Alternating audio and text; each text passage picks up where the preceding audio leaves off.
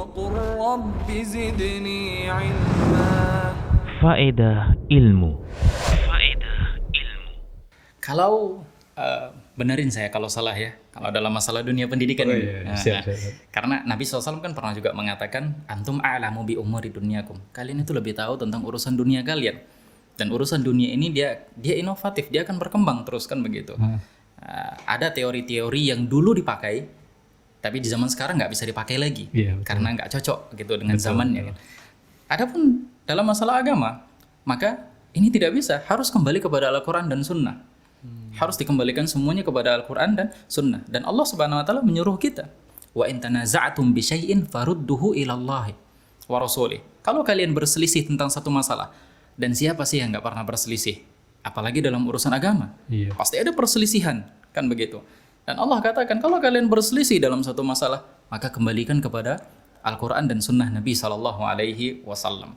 Adapun ucapan-ucapan, kalau itu hanya sekedar nasihat, ucapan-ucapan dari tokoh masyarakat, baik orang-orang dahulu maupun orang-orang di zaman sekarang, kalau itu mencocoki Al-Quran dan Sunnah, maka silahkan kita ambil, tidak mengapa. Tapi kalau seandainya menyelisih dari Al-Quran dan Sunnah, maka ucapan itu tidak bisa kita terima. Ucapan tersebut harus kita tolak. Ini yang dibutuhkan, harus belajar. Menuntut ilmu syar'i. Kalau seandainya seseorang itu sudah mengetahui ilmu syar'i, dia biasanya akan bisa memilah ketika ada si fulan ngomong begini, kan begitu, ngomong bla bla bla bla. Dia sudah ngerti, dia sudah punya pondasi, dia sudah punya kaedah-kaedah untuk memilih, untuk memahami ucapan orang tersebut benar atau salah. Nah, itu bagi orang yang sudah berilmu. Lantas bagaimana orang yang baru belajar? Bagaimana orang yang belum tahu? Maka ini yang dikatakan oleh para ulama.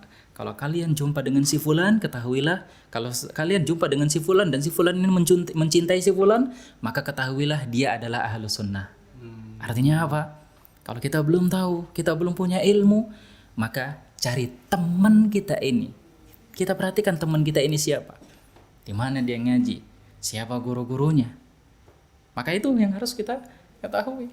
Wah, ternyata si fulan beliau belajarnya dengan ini yang orang yang sudah jelas-jelas menyimpang. Kita sudah tahu umumnya pemahaman dia akan seperti itu. Harus ada standarisasinya itu Al-Quran dan Sunnah. Kalau mencocoki Al-Quran dan Sunnah kita ambil. Kalau seandainya tidak mencocoki, maka kita buang.